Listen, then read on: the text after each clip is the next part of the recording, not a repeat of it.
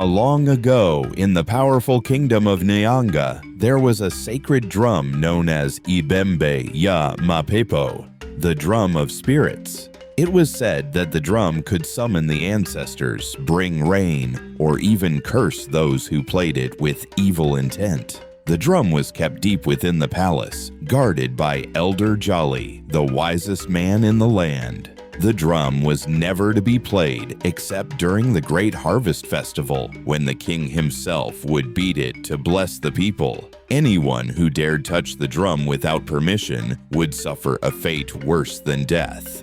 But in a faraway village, a young man named Kato had heard the legend of the drum and was filled with curiosity. He was bold, clever, and sometimes reckless. Why should only the king have such power? He thought.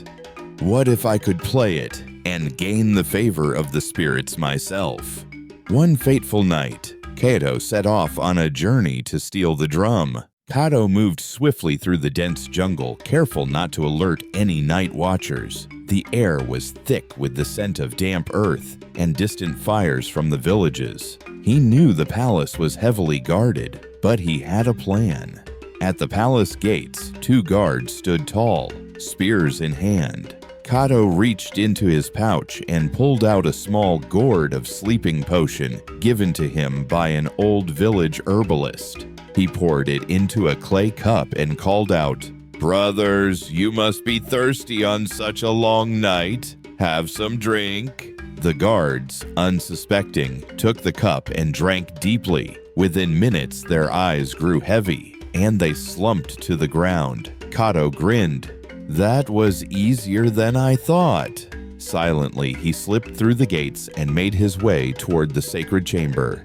Kato slipped through the grand corridors of the palace, his heart pounding in his chest. The walls were decorated with golden tapestries of great kings and warriors. Finally, he reached the sacred chamber where the cursed drum of Nyanga rested on an ancient stone pedestal. The drum was massive, its surface crafted from the hide of a mythical beast, with symbols glowing faintly in the candlelight. The room smelled of aged wood and forgotten magic. Kato hesitated for a moment. He had heard the elders say, "This drum is not for mortal hands." But his greed and curiosity pushed him forward. He reached out and struck the drum. Dum! The entire palace shook as if the spirits themselves had awakened. A deep, eerie voice filled the chamber. "You have disturbed the spirits, mortal. Face the curse of the Nyanga drum." The doors slammed shut and the torches flickered out, leaving Kato in total darkness. As Kato stumbled backward, the shadows around him twisted into ghostly figures, warriors of old, their eyes burning with anger. The spirits wailed, their voices echoing through the chamber. One spirit, dressed in the robes of an ancient elder, stepped forward. It was Elder Jolly, but not as he was in life. His form was now spectral, his face grim. "You have broken the sacred law." Elder Jolly's voice thundered. "The drum does not belong to one man. It carries the power of the ancestors, and you have awakened their wrath." Kato tried to run, but the spirits surrounded him. The drum glowed even brighter, and suddenly Kato felt his body change. His hands darkened like burnt wood. His legs felt heavy as stone. The curse was turning him into a drum himself. Kato fell to his knees, his voice trembling. "Please, great ancestors, I did not understand the weight of my actions.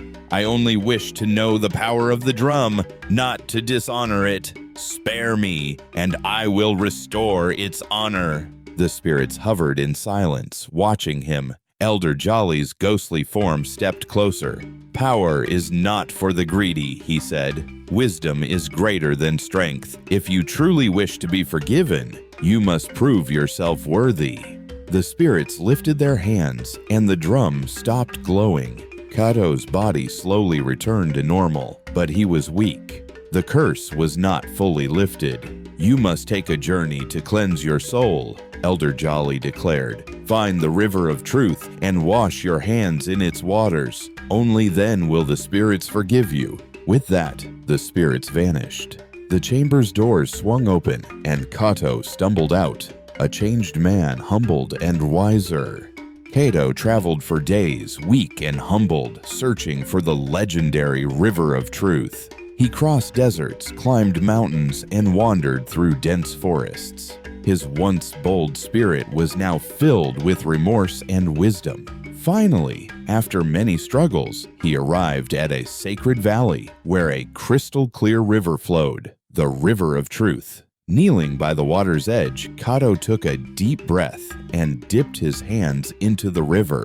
The moment the water touched his skin, a warm light surrounded him. The spirits' voices echoed. "You have learned, Kato. The greatest power is wisdom, not strength." When he lifted his hands, they were normal again. The curse was gone. Kato had been forgiven. He returned to Nyanga not as a thief, but as a wise storyteller, teaching others the lesson he had learned. Greed brings ruin, but wisdom brings honor. From that day forward, no one ever dared steal the sacred drum again.